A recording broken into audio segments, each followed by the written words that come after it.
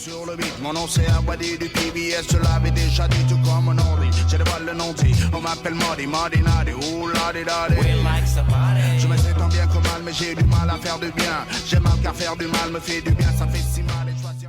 DJ Awadi Degueti, bienvenue sur les plateformes digitales de l'agence de presse sénégalaise. Le prétexte de cet entretien, c'est le show des légendes, la deuxième édition, qui est prévue ce 31 janvier au Théâtre national Daniel Sorano. Comment est-ce que vous appréhendez cette initiative-là? Écoute, c'est un vrai plaisir de pouvoir d'abord d'être choisi parmi ces légendes qui vont faire ce show du 31 janvier.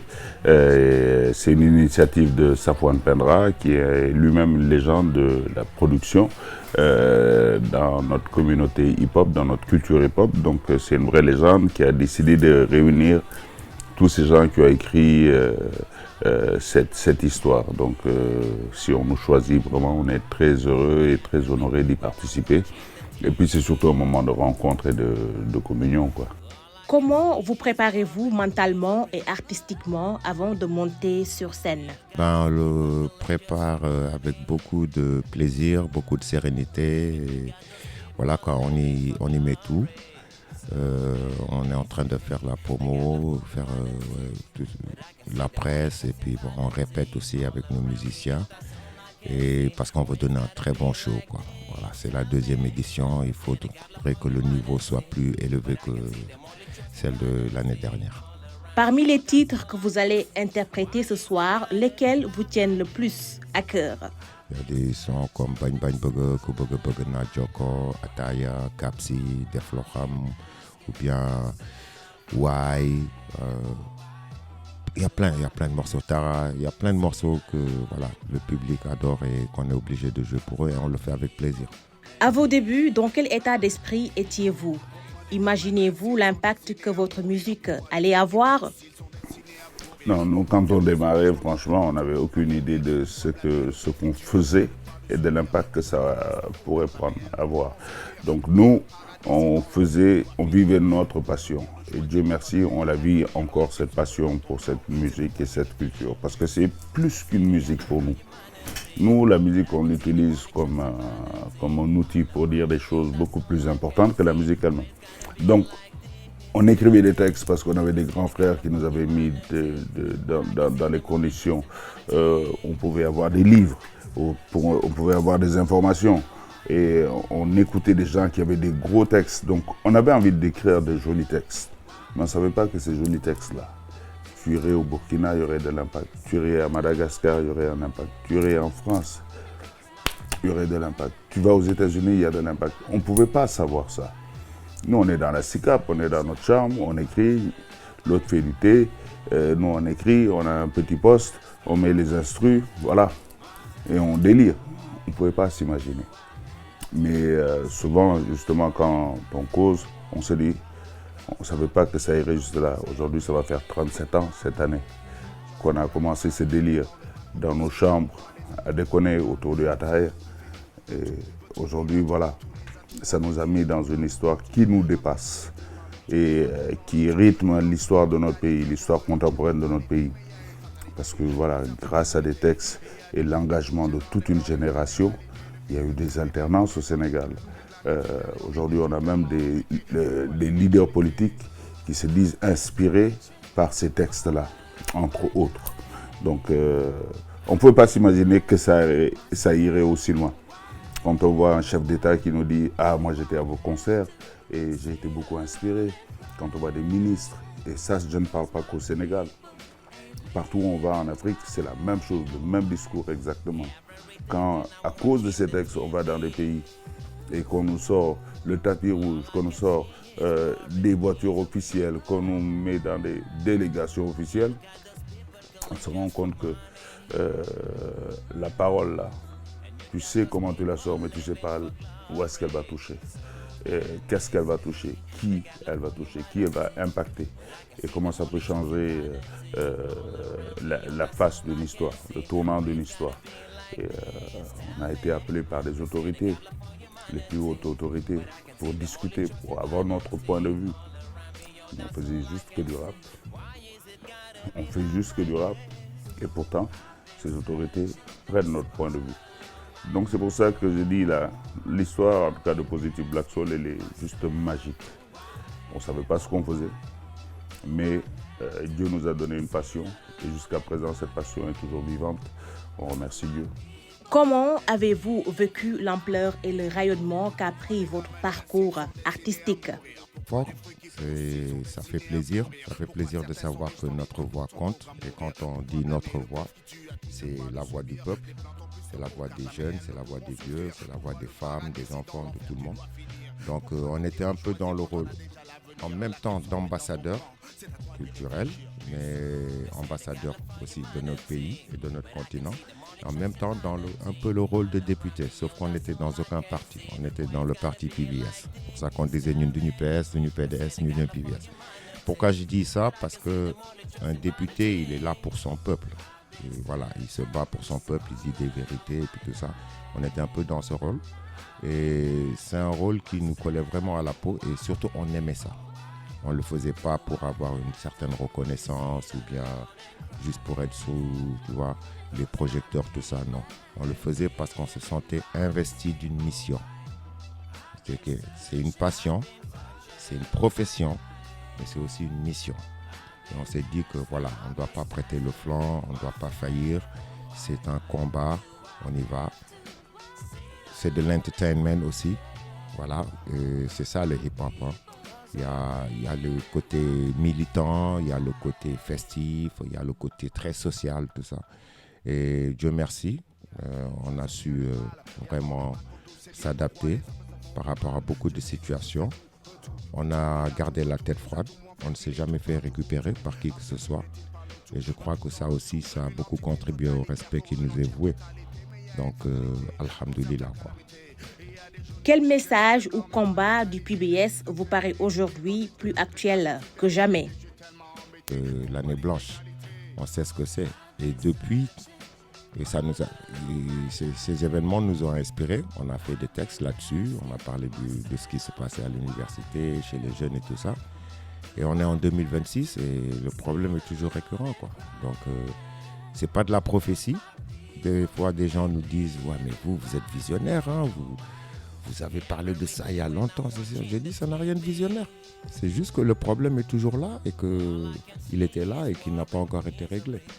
Donc il y a ça, il y a le côté social, il y a le côté jeunesse, il y a le côté quand on parle du boulot, le chômage.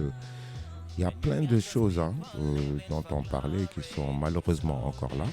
On aurait souhaité aujourd'hui ne plus pouvoir dénoncer quoi que ce soit et que juste faire la fête, quoi. Mais bon, ça n'a pas laissé faire. Def loo xam wax loo xam boo tëddee nelaw, ça veut dire ce que ça veut dire, fais ce que tu as à faire et avec la conscience tranquille. Et ce qui nous pousse à essayer de rester constant dans la voie qu'on s'est tracée. Il y a Daw Chow, éviter les embrouilles. Il y a beaucoup de nos titres comme ça qui disent vraiment ce que nous pensons et qui aujourd'hui, jusqu'aujourd'hui, sont évocateurs d'une réalité qui ne bouge pas, malheureusement. Quand on dit ceci n'est pas normal, les choses qu'on énumère dans ceci n'est pas normal sont toujours là. Quand on dit explique c'est donc quoi ta politique jusqu'aujourd'hui, les gens veulent comprendre qu'est-ce qu'ils font les politiciens, qu'est-ce qu'ils attendent pour régler certains problèmes. Donc je veux dire, vous prenez les textes de PBS, vous verrez qu'il y a plein de... Rien que le titre d'une chanson, ça peut être un programme politique. Selon vous, le hip-hop joue-t-il encore pleinement son rôle de contre-pouvoir? Le hip-hop contre-pouvoir, pas toujours, hein, pas toujours. Certains artistes jouent leur rôle de contre-pouvoir, certains n'ont pas envie de le jouer. Mais c'est comme ça, le hip-hop c'est générationnel. La génération qui est venue avec la classe 88-89, franchement, elle ne pouvait être que contestataire. Maintenant, si quelqu'un arrive à une période où il a envie de faire la fête, on le lui accorde, c'est sa génération. On ne peut pas demander à un Samba Peuzzi de dire ce que Positive Black Soul disait. Parce que juste Positive Black Soul avait dit comme ça en 89. Aujourd'hui, lui, il est là en 2026, il a d'autres sujets, il a envie d'autre chose. Donc chaque artiste a le devoir de s'engager ou pas. de s'engager politiquement, socialement, sentimentalement, mais ce que tu as à faire, fais-le bien. Mais l'engagement c'est pas forcé. C'est une responsabilité personnelle et individuelle. Soit tu décides de t'engager pour ta société, pour ton quartier, pour ton pays, pour ton continent, ou bien tu décides de faire une musique qui va apaiser les âmes, tout simplement. Ou toi, tu vas prendre du plaisir et donner du plaisir. Toutes ces options sont sur la table. Maintenant, chacun fait ce qu'il veut. Quel regard portez-vous sur l'évolution et la trajectoire du hip-hop aujourd'hui? Ça a vachement changé, ça a vachement évolué. Et comme il le disait tout à l'heure, c'est tout à fait naturel, ça se comprend. Chaque génération vient avec ses sensibilités, mais surtout avec ses réalités. Les réalités d'aujourd'hui ne sont pas celles d'hier. Nous, quand on venait, on n'avait pas...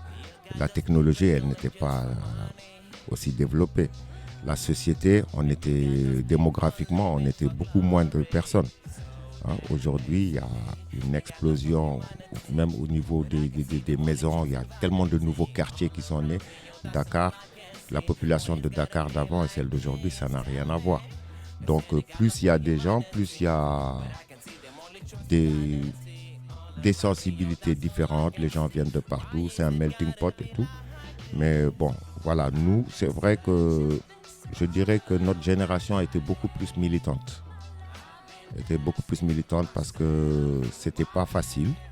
Déjà, quand on allait au studio, on n'avait pas la chance que beaucoup de jeunes ont aujourd'hui. Aujourd'hui, avec ton téléphone, tu peux faire un son. Vite fait, enjoliver ta voix, faire des dingueries, quoi. Hein? On n'avait pas l'IA et puis tout ça. Mais cette génération, elle parle des problèmes ou bien des belles choses de sa génération. Nous, on parlait de nos réalités de l'époque. Et on parle toujours des choses, mais bon, le discours change forcément puisque la société, elle a mué, elle a évolué. En bien, en mal, ça dépend, les deux à la fois. Mais maintenant, il faut savoir comment aborder les choses, quoi.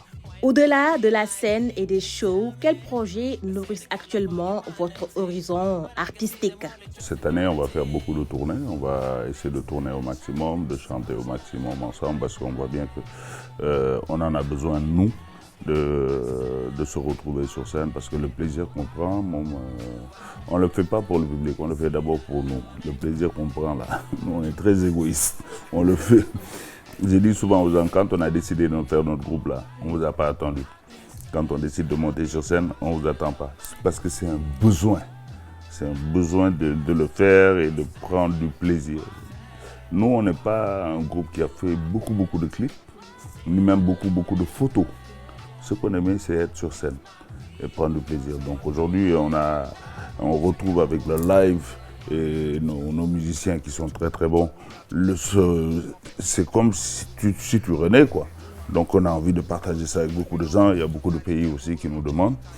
Donc on va préparer beaucoup de dates comme ça et peut-être qu'entre-temps, il y aura peut-être quelques titres qui vont sortir. Mais c'est surtout faire partager cet amour pour notre musique avec tous ceux qui nous ont soutenus toutes ces années. Ils n'étaient pas obligés. Chaque fois qu'on fait des concerts, les gens viennent. Nous, on est même surpris. Mais depuis tout ce temps, ils sont restés fidèles à l'esprit Positive Black Soul. Parce que Positive Black Soul, c'est plus un esprit qu'un groupe. C'est plus une façon de penser, une façon d'être, voilà, qu'un groupe. Nous deux, là, comme on dit, nos personnes importent peu. Mais la personnalité de Positive Black Soul est beaucoup plus forte que celle d'Awadi et celle de Degiti. Donc, vous nous verrez sur beaucoup de scènes parce qu'on en a besoin. Et puis, le live permet de rafraîchir notre musique. On a l'impression que c'est tout nouveau ce qu'on est en train de faire. Et même, voilà, le plaisir, on a envie de le partager. Awadi, Degiti, APS vous remercie. Peut-être nous, PBS, nous, PBS. Boulfale.